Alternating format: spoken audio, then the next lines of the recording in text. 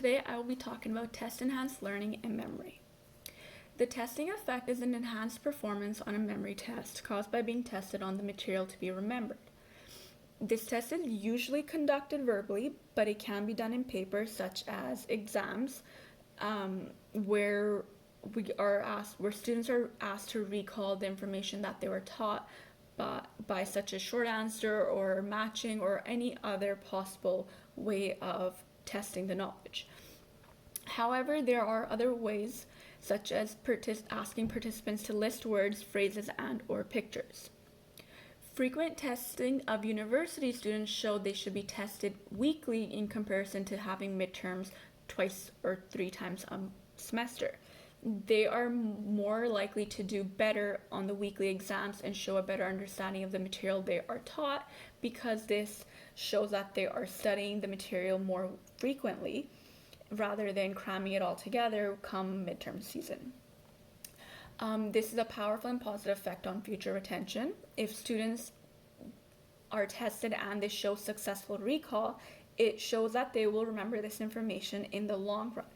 Versus remembering it and not being tested, they will not remember what they were taught.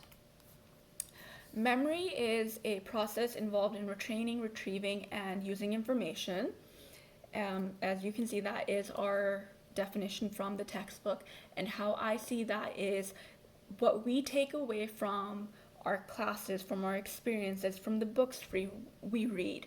It's what we remember from everything that we experience and what means the most to us, and we take that away and remember it, and it comes back to us when we need it.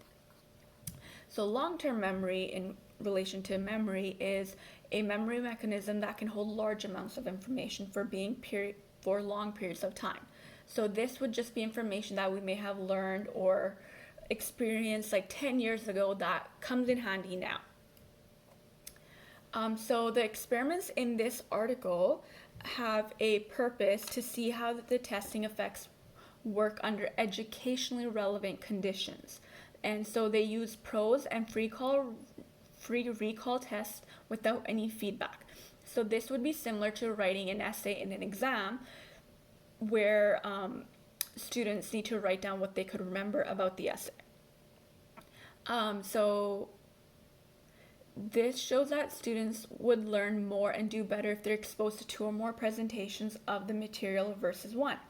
So therefore, to assess the restudying explanations and studying effects, students were placed in controlled conditions to study material. This should have a biased response in favor of the condition. In experiment 1, the subjects were 120 undergrad students from Washington University between the ages of 18 and 24.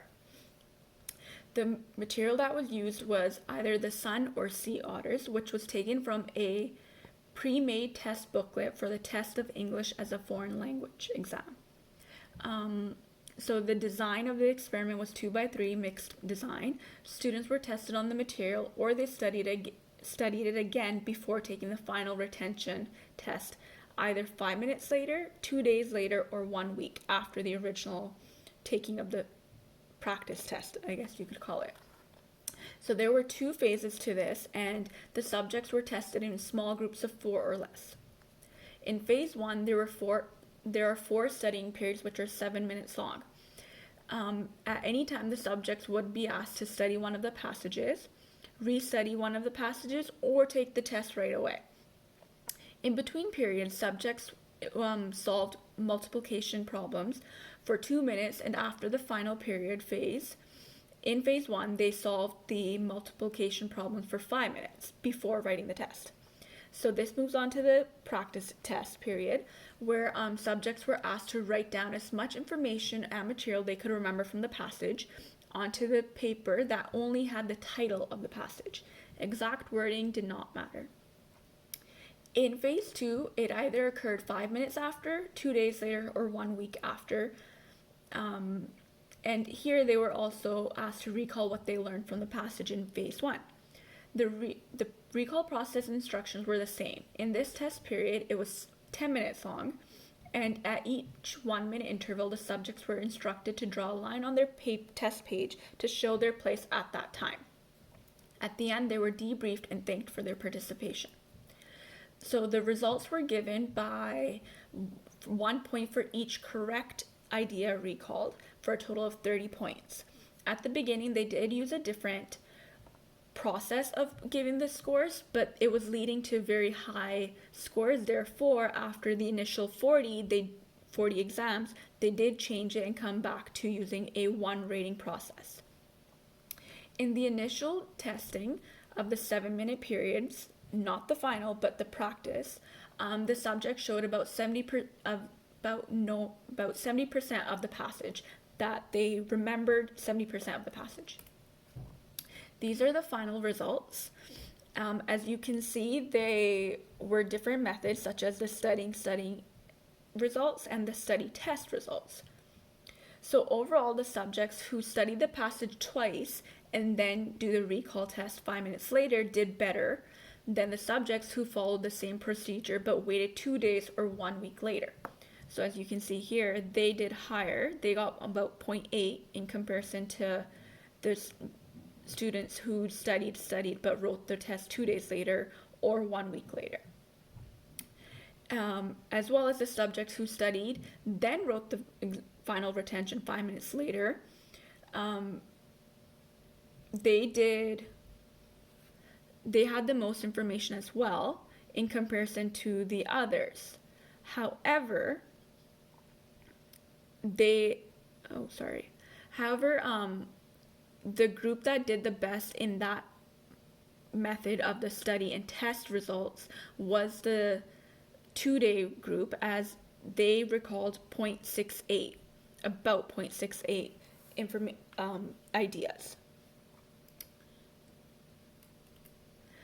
So in experiment 2, they had the same subjects, the same material was used, and this was a 3x2 subject design, in which subjects learned 1 or 2 prose. So here they had the repeating studying group, which they just studied the material 4 times and they didn't write a test. Then they had the 3 times studying group and test. So they studied the material 3 times and they wrote a practice test. Or the 1 time studying group and then they wrote 3 tests. And there were about 90 subjects in each group, and about 30 were assigned to each of the conditions. So these were the procedures. So if they studied the material 4 times, they just studied it in 4 periods, which were about 5 minutes long. They weren't tested until the final retention test, which was either 5 minutes after their studying sessions had ended, or it was 1 week after. Then you have the second group, which was the studying 3 times and test exam group.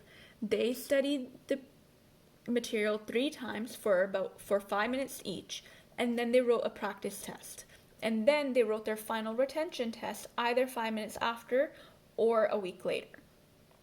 And then you have the group who studied it once and wrote 3 practice tests, and that they were also 5 minutes long and 3 consecutive recall tests. So there was no breaks in between. And then they wrote their final retention test either 5 minutes after or a week later. And the subjects that were mixed, they were just asked to try their best to recall the passage on each test. And each study period was about 5 minutes long, and subjects were asked to keep track of how many times they read the passage via tally mark on a separate sheet. So in phase 1 and 2, during the test periods, the subjects were asked to recall all the ideas and information that they could remember from the passage onto a blank sheet. Wording or order did not matter. Each test was 10 minutes, and the subjects need to draw a line on their sheet every 1 minute mark to indicate their place on the test at the time. Subjects solved multiplication problems in between periods for 2 minutes and for 5 minutes after the final period in phase 1. There are some similarities to experiment 1, as you've probably figured out. At the end of this phase 1, they were given a questionnaire of 3 questions and used a 7-point scale to answer them. Question 1 was how interesting they thought the passage was, 1 being very boring, 7 being very interesting. 2, how readable they thought the passage was, 1 being very easy and 7 being very difficult, and how well they thought they would remember the passage in a week, 1 being not very well and 7 being very well. In phase 2, the final retention exam, it was a 5-minute interval. Subjects wrote their final test, and the 1 week subjects obviously came back and wrote theirs. Their exam was identical to the initial recall test. As you can see the results, for the group that studied 4 times had the highest score in the 5-minute category.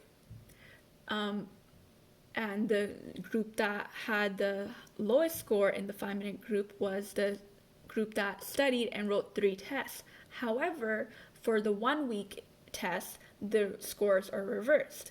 The students who studied and wrote the exam 3 times did better than the students who studied the exam 4 times. And the students who studied it 3 times and wrote 1 exam, they were averaged just in the middle.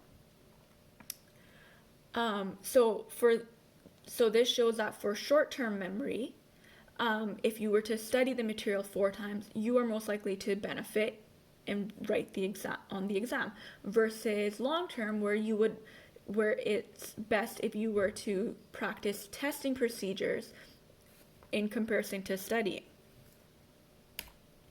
So if you were to compare and contrast the 2 experiments, you will notice that in experiment 1, there was no questionnaire given to the subjects at the end of the test.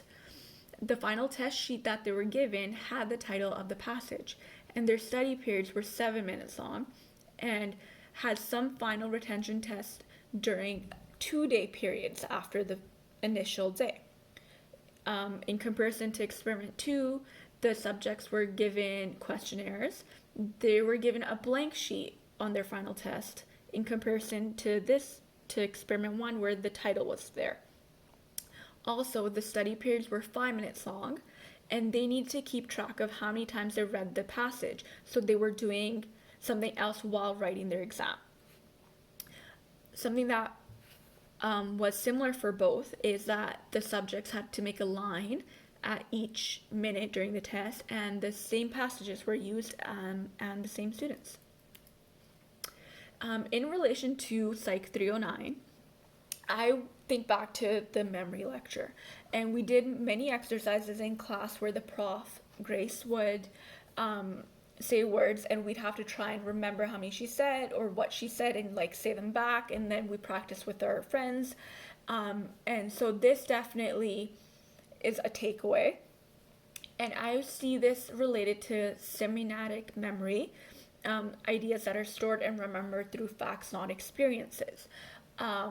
So for me, I think of that as a concept relating to the test-enhanced learning, because test-enhanced learning is just information that we are able to recall from material we've learned. And I am able to take away test-enhanced learning information because I remember practicing it in class, if that makes any sense. So also, this is how I remember random facts and stories about things I haven't experienced, but I have heard about from someone else. So this would just be a random fact or a piece of information that I learned from a friend or from a book, and it just sticks with me, and come down the road I will probably remember it, or a random tidbit of it.